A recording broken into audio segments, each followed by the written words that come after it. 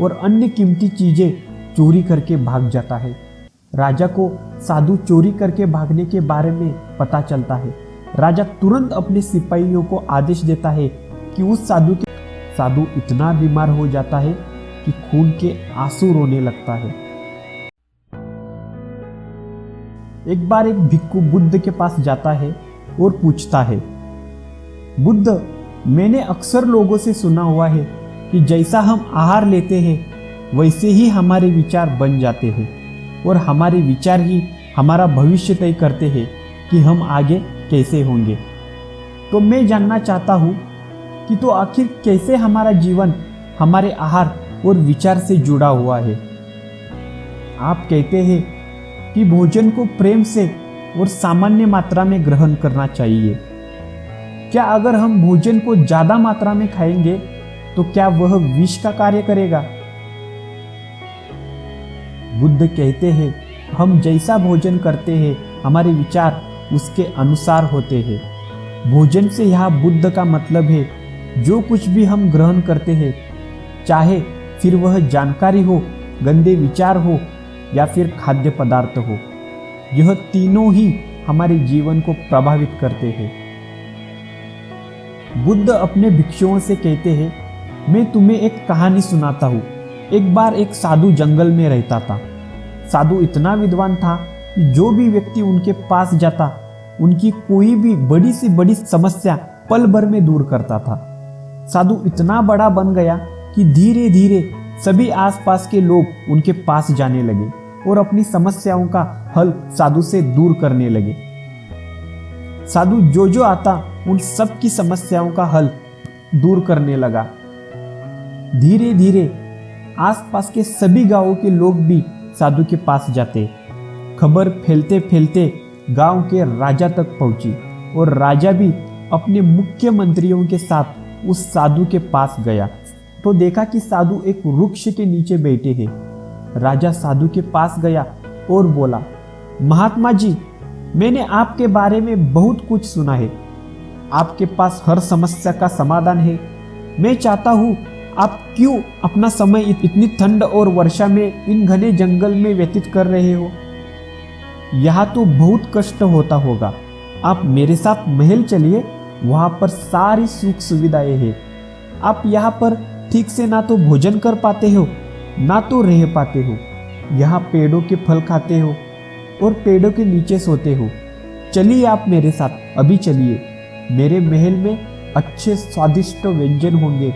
महल में रहने के लिए सुंदर कमरे हैं और हर समय आपकी सेवा करने के लिए नौकर होंगे।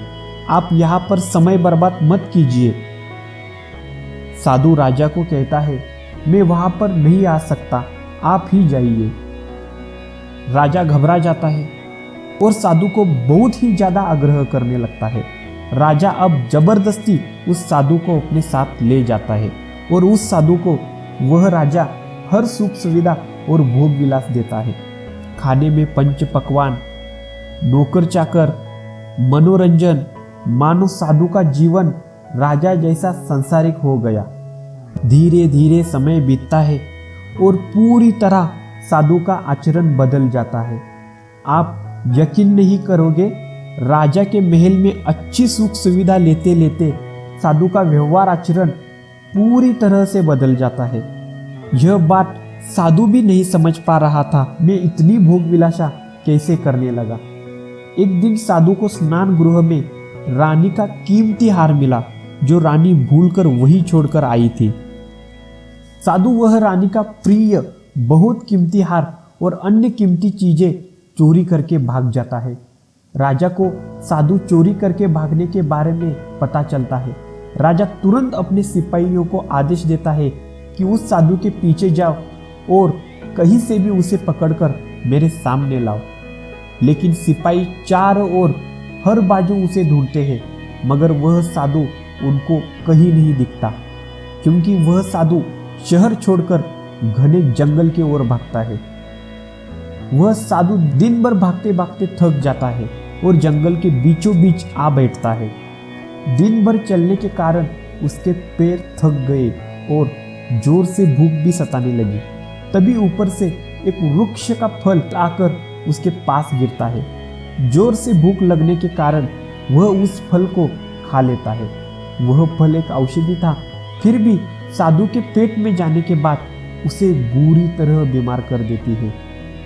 साधु इतना बीमार हो जाता है कि खून के आंसू रोने लगता है। उसका शरीर पूरी तरह चूसे हुए आम की तरह सूख जाता है। उस साधु को अब याद आता है कि मैं क्यों राजा के हार और कीमती सामान उठा ले आया। न जाने मुझे ऐसा क्या हो गया था जो मैं चोरी करने लगा।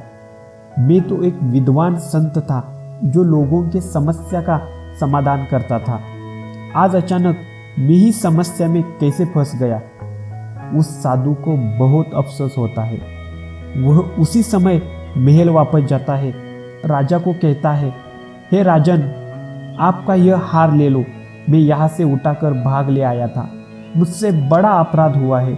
मुझे खेद है इस बात का, इसलिए मैं आपसे नम्रपूर्वक क्षमा मांगने आया हूँ।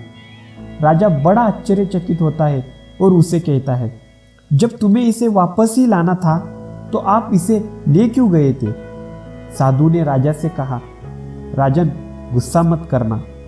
पिछले कुछ महीनों तक मैंने आपका अन्न खाया है, जिसके वजह से मेरी सोच आप जैसी हुई थी। वो तो बेहतर हुआ उस वृक्ष का जिसने मुझे वह औषधि वाला फल दे दिया, और उस फल को खाने के बाद मेरा शरीर बीमार पड़ गया, और आपका जो भी अन्न मैंने प्राशन किया था वह सब उस बीमारी में निकल गया, और शरीर शुद्ध होकर आपके अन्न का प्रभाव खत्म हो गया।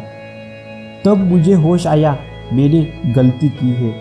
साधु राजा से कहता है, आपने आपका सारा धन परिश्रम से नहीं कमाया है, या तो अपने किसी से छीना है या फिर किसी को कष्ट देकर लाया है, जिसने मेरा मन और बुद्धि पूरी तरह बदल दी। बुद्ध कहते हैं, आप इसी तरह आप जो कुछ भी ग्रहण करते हैं वह आपको शुद्ध बनाता है या गंदा।